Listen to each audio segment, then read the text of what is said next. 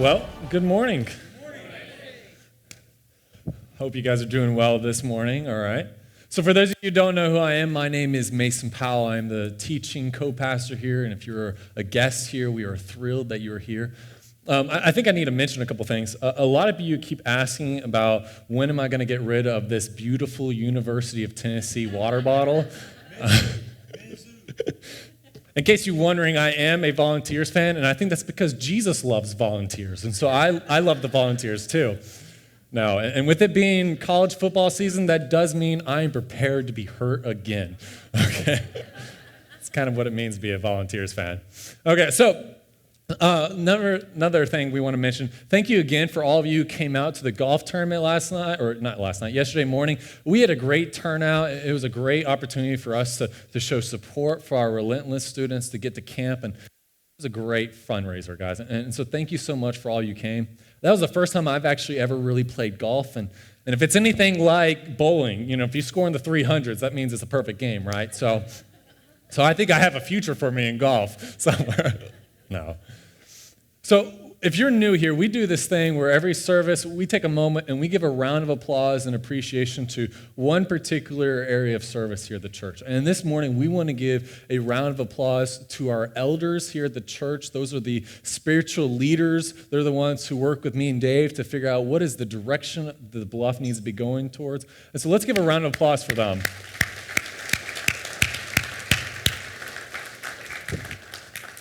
Yes, what they do matters, but we also want to give this morning a very special round of applause to another group that works within our community, not just here at the church, but outside these walls, because this week was rough.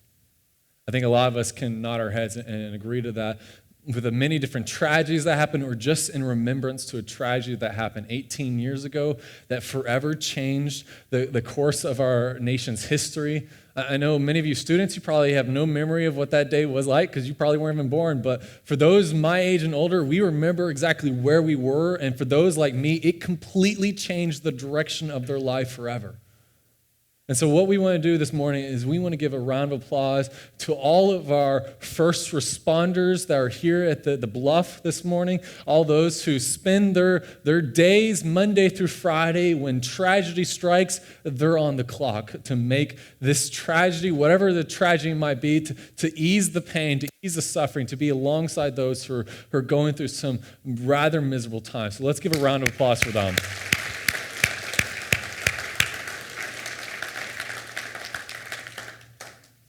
Like I said, this has been a very difficult week for a number of reasons. And from all of that, it's easy to look at God and think, God, why did you let this happen?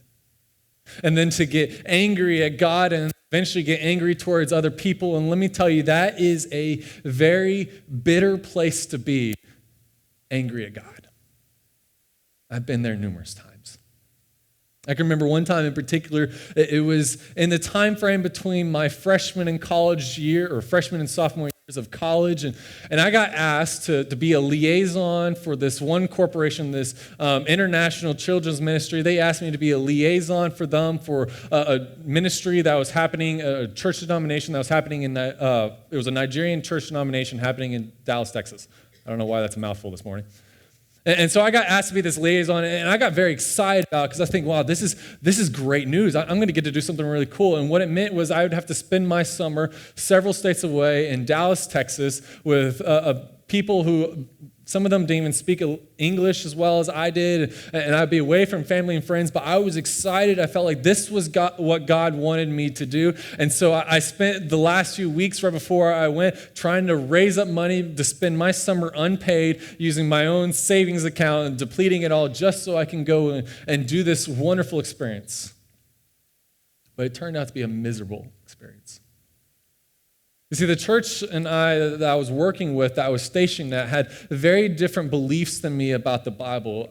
And I was naive to think that if I love Jesus and if they love Jesus, then there shouldn't be any problems between us. But they had this custom in their worship service, which I'm not going to go into the details of what that is, but it was strange and unusual, and I thought it wasn't necessary to be a Christian, but they thought it was. And I thought, this won't be a problem as long as no one ever asked me to teach on it or to even do this thing. I know I'm being cryptic, but I don't want us to lose focus on the fact that I was naive to think that if we just love Jesus, we'll all be able to get along and won't be any problems, as long as they don't ask me to do what this strange thing was. Well, they did. In fact, they asked me to teach on it, the one time I was allowed to teach. And so I stood up and I taught just for 2 or 3 minutes. Here's what I think the Bible says about this thing. And it sat down. I thought it was good. I thought, okay, I handled that situation well. I told them, hey, I don't agree with this belief, and maybe we can go on from here. And then I had a pastor in the room stand up in the crowded room full of people and say, I don't want anyone to ever listen to this man. He's a heretic. That was my 3rd week there. In the beginning of a very long summer. Then I went back to the hotel room I was staying at all summer long, and I screamed at God. I was furious. It's not the first time I've ever screamed at God, and it certainly wasn't the last time, because that became like a nightly ritual where I'd go back to this hotel room and I would just scream at God because the message was clear. I was unloved, I was unwanted, and there was nothing I could do about it. And I thought it was kind of justified if the walls were thin, that everyone around me could hear me screaming at God, when that's kind of all that I was hearing from them, if you catch my meaning. And so I thought this was a reasonable thing to do. If you were to ask me when I got back from Dallas, hey, how was Dallas? Or hey, how are you doing? It would take less than 5 minutes before I started to tell you how mad and upset I was with God, thinking he betrayed me. Thinking he led me here to go through this pain and misery. Now, I imagine there's probably some in the room who are a little bit upset with me saying that, thinking, wow, this is our pastor. Is he allowed to say he's mad at God? I mean, isn't it a sin to be angry at God? Listen, if Jesus could handle the cross, he can handle my little temper tantrums, okay? Which he does a lot, all right? Because not every quiet time is quiet for me. There's usually a lot of shouting sometimes for me, okay? But I was in this state where I was furious at God, and only thing I could think of was that God was to blame for how I felt. Now, I say all this because I imagine there might be some in the room who can relate to that. Of some situation that is in your life, and you don't know who to blame, so all you can think of is God must be responsible and that you're furious with God. Maybe it's because of financial crisis. Maybe it's because of a broken relationship. Maybe it's because of a death of a loved one. Maybe it's because you think my life has no meaning, no purpose, it's not going anywhere, God doesn't love me, and so you're angry at God because of how maybe others have made you feel. And we do this all the time because we need a bad guy, right, when things don't go right. And so when we can't blame anyone else in the room, what we do is we oftentimes look up and we start to blame God. It's an easy option. It's a common option. It's one I'm guilty of doing. But what I want us to wrestle with this morning is another option. Instead of taking this easy option, let's go a different route. Let's try to do something that I will admit up front I am still wrestling with, and that it's not easy to do, to change our perspective and to look at our situations in life and ask a different question. But before we get to the answer of that, I want you to go ahead and know, first off, if you're a guest, we're not normally this intense. We joke around a little bit more, okay? But we would still love to get to know you, and we're glad that you're here, and you can meet one of our host team at the Hubs, who they're a nicer person than I am, and so they love to meet you and give a gift for you. They even have free batteries for you, okay? Because we have the power here, right? Okay? And we want to give it away. No. But I want you to know, whether you're a guest or whether you're someone who hasn't been here in a while, we are working our way through the Gospel of John, not merely seeing how Jesus is God, which is how everyone reads the Gospel of John, but we are more importantly taking our time looking at Jesus stepping into some really dark and uncomfortable places and how he makes his dwelling among them so he could bring light out of the darkness that we oftentimes carry and wonder, how does Jesus relate to us in this way? And so our journey brings us to the text of John chapter 9 this morning. So if you have a Bible, feel free to go and turn there. And let me give you a little bit of context which is going on. Last week, we looked at just the first 11 verses of chapter 8, which is Jesus dealing with a woman who was caught in adultery and how he showed love and grace and forgiveness upon her. But the rest of chapter 8 that we're skipping is a rather important context. And in that, Jesus is standing back up in the temple and he's trying to give a defense of who he is. And he's making some rather bold claims about himself. He makes claims saying that he's God, which no one likes and they try to kill him for. And then he makes claims saying that he's the light of the world. And our text this morning is going to deal with that phrase again, light of the world. But basically it means that he's the champion and the defeater of the darkness, okay? Now, this doesn't go well when Jesus says this. I mean, just because a guy stands up on a stage and says, hey guys, I'm what life and the universe is all about, I'm God, it doesn't go well. I mean, people don't naturally believe that just because someone stands up on a stage and says that. And so what happens is they take stones and they try to chase him out and they're trying to kill him. And where we're picking up is the fact that he's kind of leaving Jerusalem and he's traveling. And this instance happens, this situation, this story that we're about to read, happens to kind of prove the point of what John chapter 8 was trying to tell us about Jesus being the light of the world. And we see that starting at the very first verse of chapter 9, which reads, as he passed by, he saw a man blind from birth. Now, you can probably guess that if the text says, hey, there's someone who's suffering and having a bad time around Jesus, then he's probably going to fix that situation, okay? We've seen it many times. If he heals a crippled person or he heals other blind people. But this situation is a little bit different. Because in all the other stories of Jesus healing blind people, there's usually a cause behind it. It's one of those, they weren't always blind, but some disaster, some accident happened, and now they are living in this sort of situation. But this is different. This is a man who was born this way.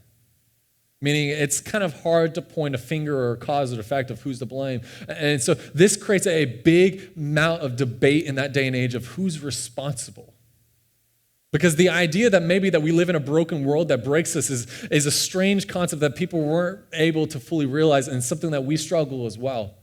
But there are situations in our world, in our lives, that no one's to blame for. They are just the aspects of us living in a broken world.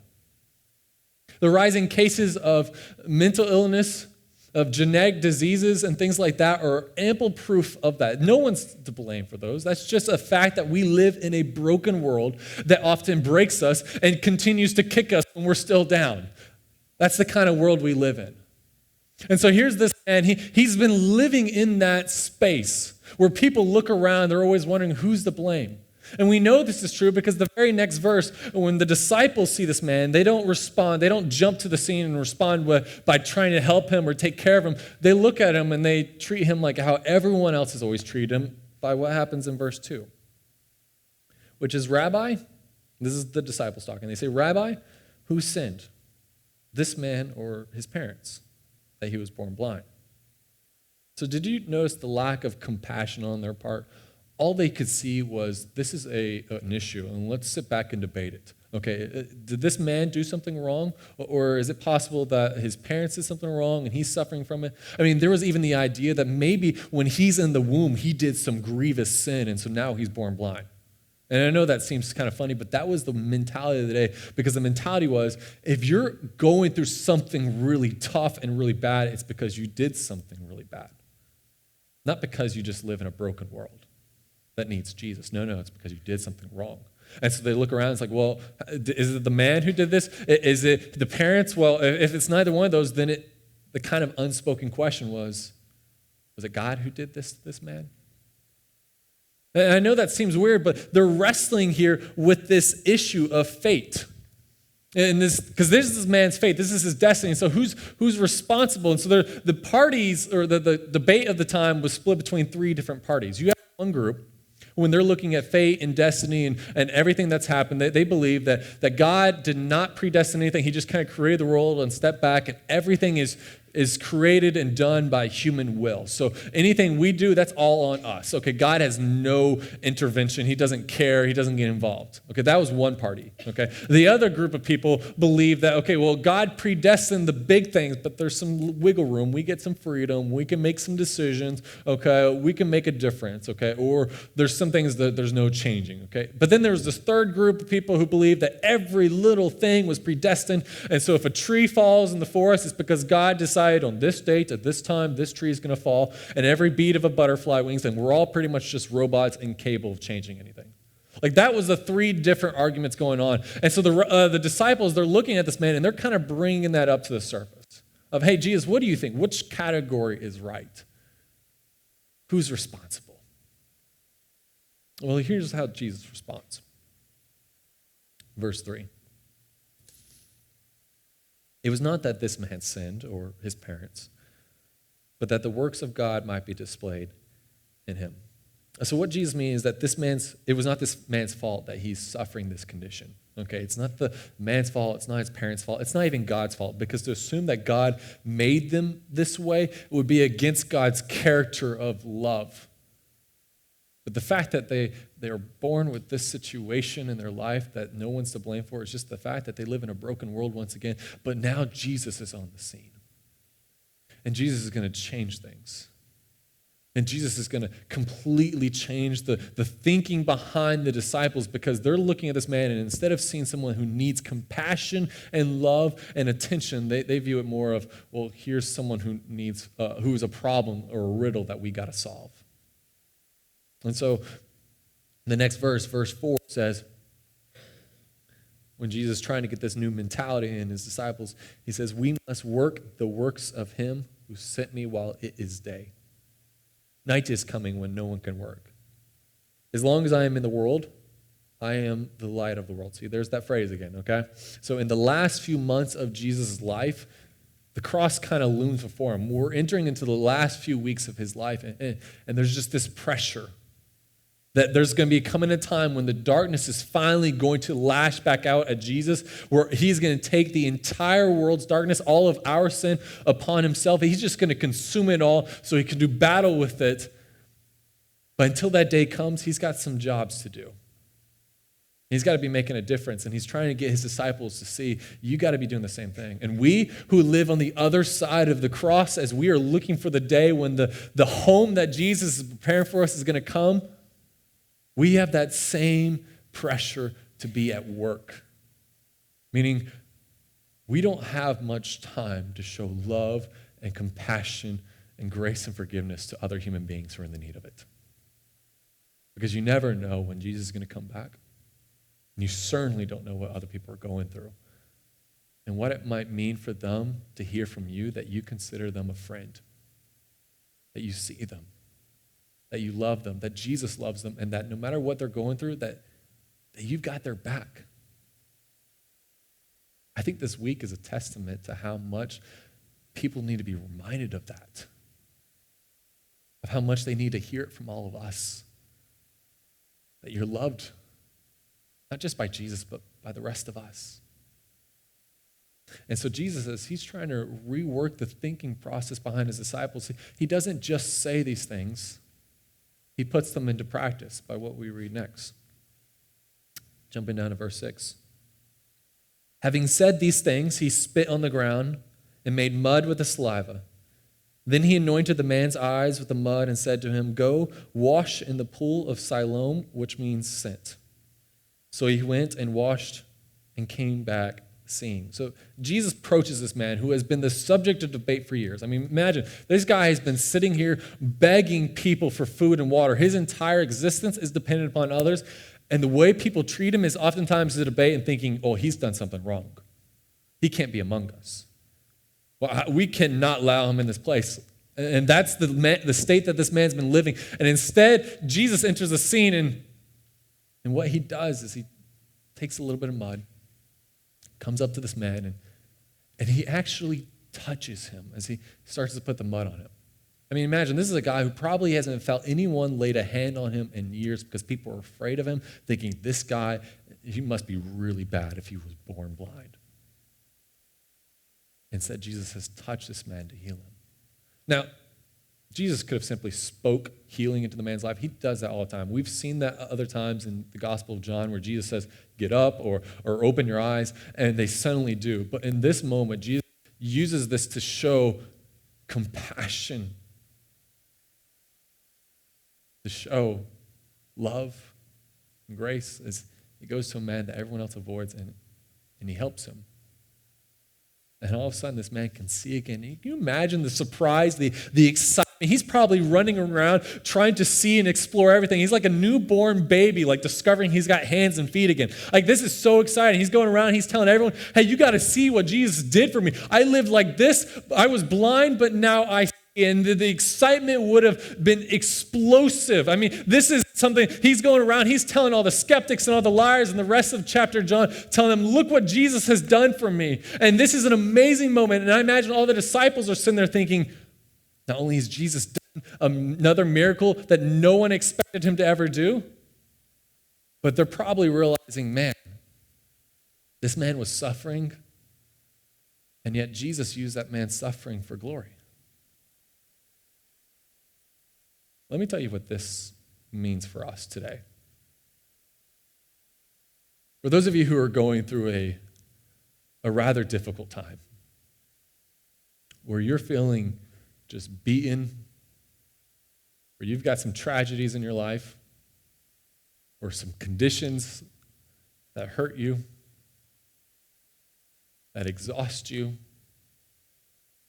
or you know someone else who is. There's a beautiful truth we can pull from this passage. And it's this truth right here. Our mess can be the canvas for God's glory to be displayed. Let me say that again. Our mess can be the canvas for God's glory to be displayed. You might look at the situations going on in your life, and you have two options. You can grumble and complain about them, and then you can eventually get to a point where you're blaming God, and what's going to happen is you're going to start to create a list of things against God. And eventually, you're going to start to hate God. You're going to think he's an enemy towards you, and what that will do is it will affect your other relationships. And you'll start to be harsh towards others. You'll be angry towards others. You won't be able to show mercy or love towards others. And then when they start to avoid you or leave you, you will then start to blame God for that. And you see, it is a dangerous cycle. I know it because I've been there. It's how I felt when I came back from Dallas. I lashed out on everybody. I mean, you could even ask my wife about that. We had just started dating, and she can agree to it. I was not a happy person because I thought God was to blame, and I took that out on others. But there's another option, and I'll be honest, I had to discover it through a little bit of counseling and therapy, which is all right to go through that if you're a Christian, okay? There's nothing shameful about needing a therapist. And in this, I learned that there was another option, where instead of saying, God, how could you do this? We instead say, God, here's my situation. Do you want to be part of it? And what that will do is you start to learn to listen more to others. You start to care more about others. You see someone else going through some struggles, and you have this sense of empathy about you. When we have the willingness to look at our situations through a different perspective, instead of saying, God, I blame you, to instead say, God, why don't you come and be part of what's going on here? Let me give you another illustration or story from my life to kind of prove this point of what could happen if when you have a bad situation happen, instead of grumbling and complaining against God, you instead invite God into the mess. So, between the years of when I graduated with my bachelor's and before starting my master's, I was working at a behavioral health clinic.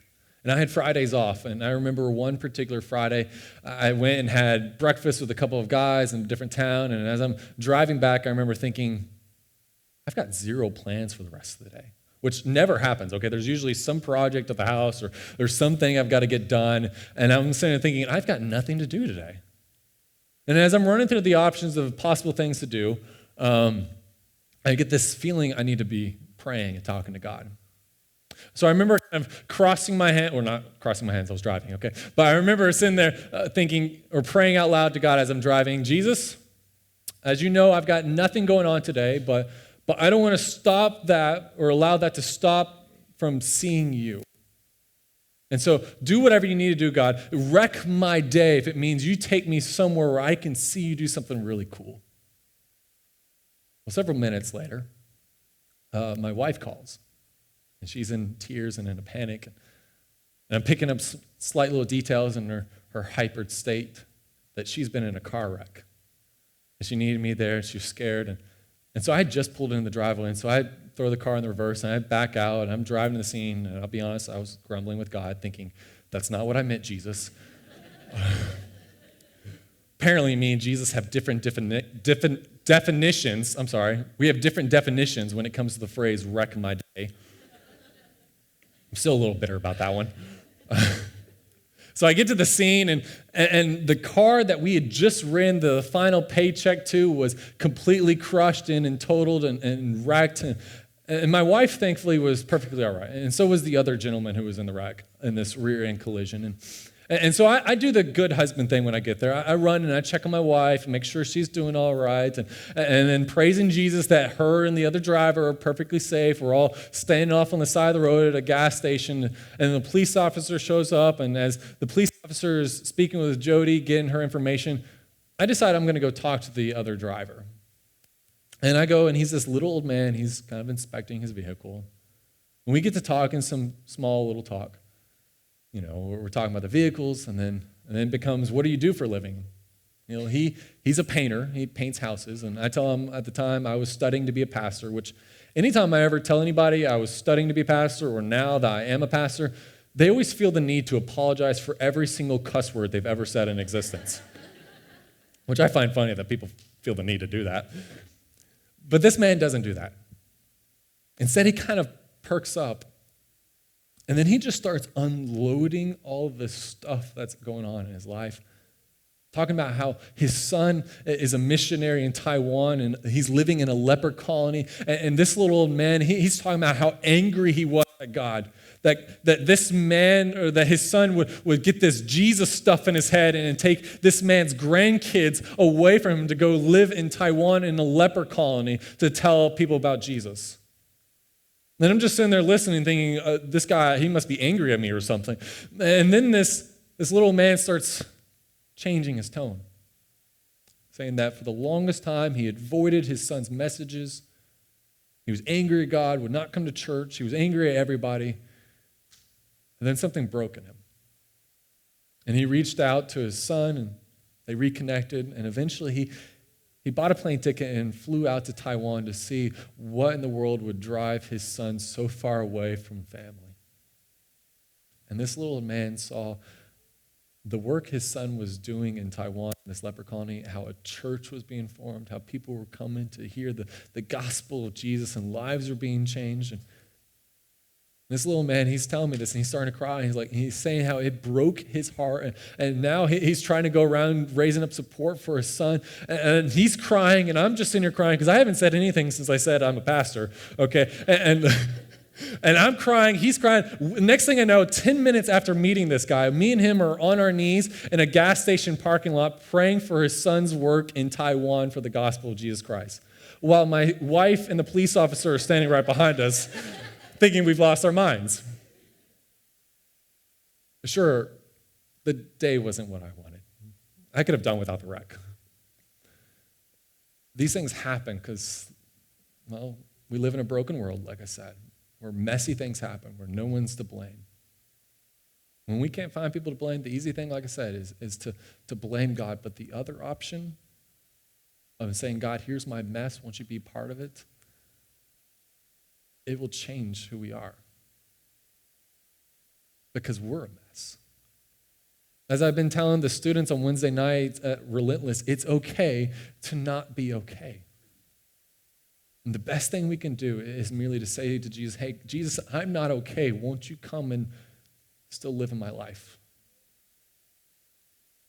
And I believe when we do that, we're going to see some remarkable changes.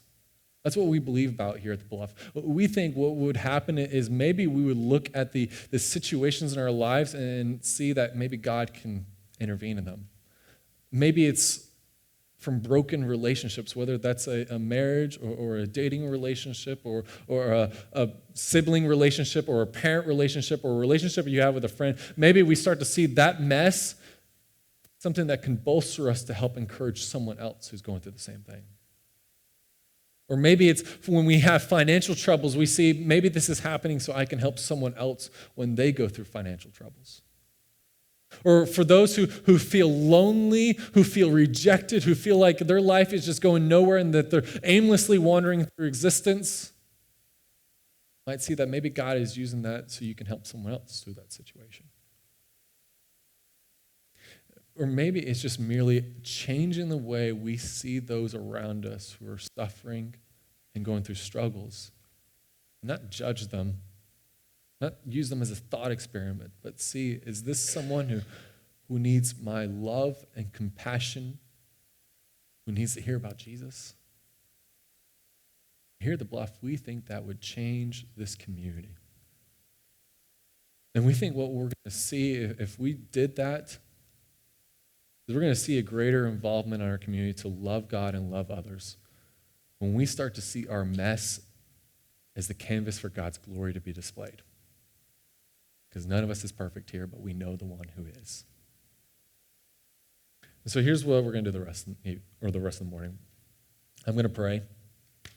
Stephanie and the band is going to come back up. And we're going to sing. We're going to worship the God who never leaves us alone.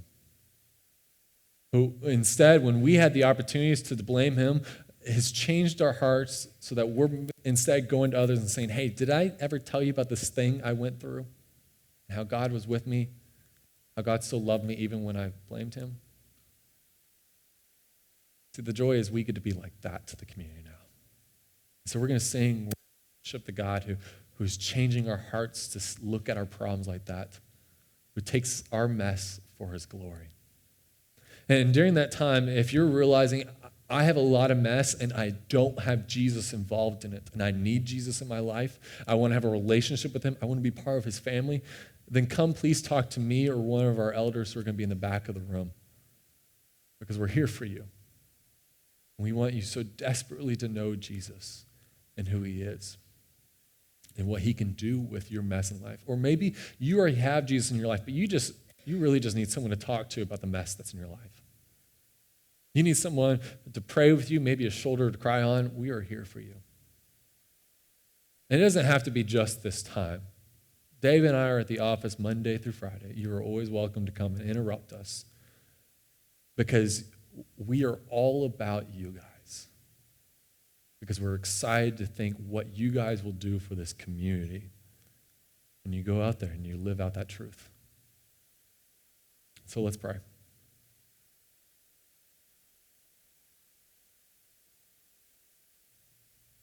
Jesus, we love you. We thank you that you're always there for us. Even when we might blame you,